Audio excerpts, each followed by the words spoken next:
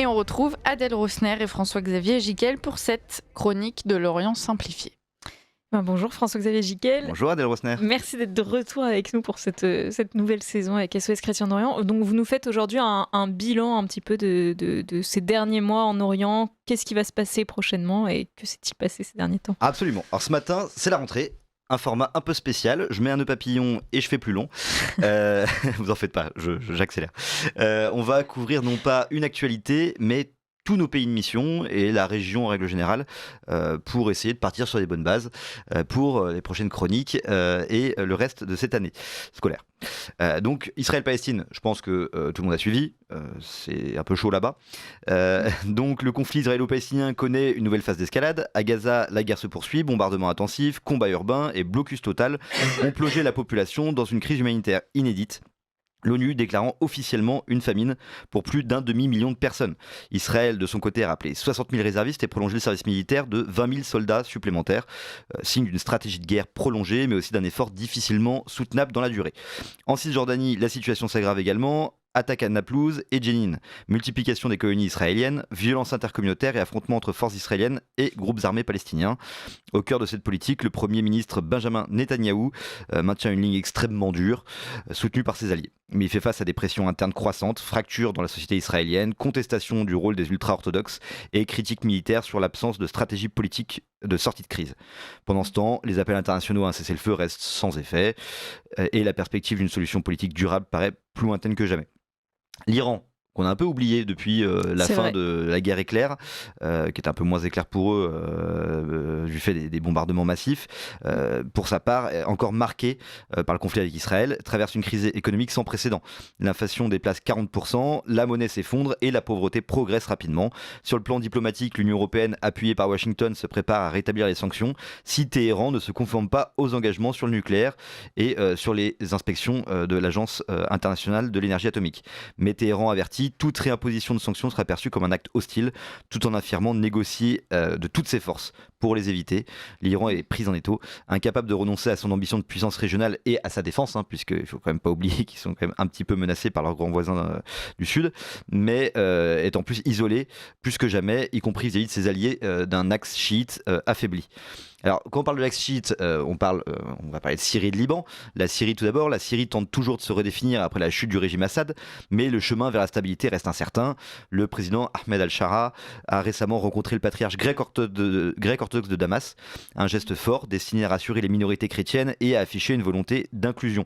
Ce rapprochement symbolique marque une tentative d'apaisement dans un contexte où la stabilité du pays est menacée. Les réserves demeurent en effet considérables.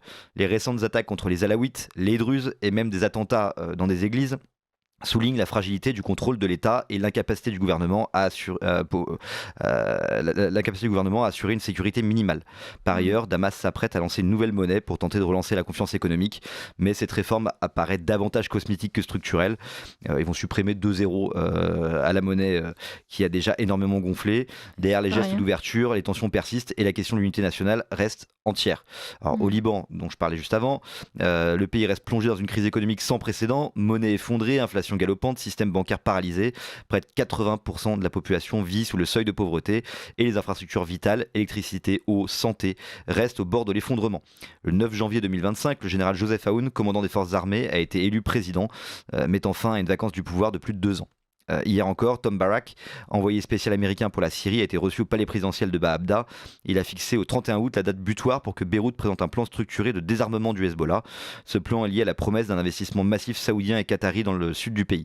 Mais le Hezbollah, pilier de l'arc chiite pro-iranien, reste réticent, maintient l'incertitude sur l'avenir politique du Liban et sur l'unité du pays. Alors on va partir un petit peu plus au nord-est et en Arménie, pays qui nous est cher, un accord de paix. Cet été, beaucoup de choses se sont passées cet été. D'habitude, il ne se passe rien, en tout cas en France. Là, actualité internationale.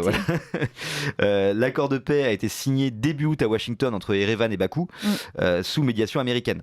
Et c'est présenté comme un tournant majeur pour le Caucase. C'est le fruit de longues négociations et qui prévoit entre autres la création d'un corridor reliant l'Azerbaïdjan à son exclave du Nakhitchevan, petite poche entre la Turquie et l'Arménie. Mais ce processus reste fragile. Le Premier ministre arménien Nikol Pachinian est très contesté dans son son pays. Une partie de la population l'accuse d'avoir cédé le Haut-Karabakh sans garantie solide pour le retour des déplacés, ni la préservation du patrimoine arménien. Il est également en conflit ouvert avec l'Église arménienne apostolique, institution centrale dans l'identité nationale, ce qui accentue la polarisation interne. Et enfin, de nombreuses zones d'ombre subsistent. Le sort des prisonniers de guerre, qui sont quand même prisonniers depuis 5 ans. La réaction de la Russie, marginalisée par ces accords, au profit des États-Unis. Et la position de l'Iran, inquiet de l'influence croissante des 10 États-Unis et de l'isolement stratégique que crée ce corridor, qui sera protégé par les États-Unis. Alors, on va redescendre un petit peu plus au sud. En Irak, l'Irak traverse une phase charnière. Le désarmement progressif du PKK amorcé cet été et obtenu après des mois de négociations avec Ankara et Washington pourrait redéfinir durablement les équilibres sécuritaires dans le nord du pays. Dans le même temps, l'arc chiite traditionnel reliant Téhéran, Bagdad, Damas et le Hezbollah s'affaiblit. L'Iran diminue économiquement et politiquement, ne peut plus financer ses réseaux d'influence comme auparavant et les tensions internes entre milices chiites irakiennes s'accentuent. À l'horizon de novembre 2025, des élections parlementaires décisives se profilent. Elles pourraient rebattre les cartes entre les blocs chiites pro-iraniens, les courants nationalistes irakiens et les partis sunnites et kurdes. Si elles se déroulent dans un climat pacifié, ces élections pourraient marquer un tournant vers une Irak plus souveraine, moins dépendante de ses voisins, mais le risque de polarisation reste élevé. Enfin, Jordanie. 10 secondes. Eh bien, Alors, écoutez, on va faire très rapide. En Jordanie, fait absolument exceptionnel, la conscription qui avait été abolie au début des années 90 est de retour. La Jordanie se prépare à des tensions croissantes avec une population avec un chômage massif chez les jeunes et des tensions aux frontières qui sont absolument importantes. En Égypte, crise économique et à la fois régionale et internationale avec l'Éthiopie et ses voisins. Et en Éthiopie, pays qui a du mal à se remettre de la guerre civile et qui elle-même est en conflit avec l'Égypte et qui essaye d'asseoir ses positions stratégiques dans la Corne de l'Afrique. Donc, tout va Beaucoup bien, d'enjeux. rien ne va bien, et l'actualité risque de nous permettre de nous retrouver comme convenu toutes les semaines pour C'est aborder ces merveilleux. sujets florissants fin 2025, début On en 2026. reparlera. Je souhaite une excellente rentrée à tous les auditeurs de Radio Courtoisie Dans ce beau studio. et particulièrement à ces équipes particulièrement en forme de bon matin. Merci François-Xavier Giquel, merci Adèle.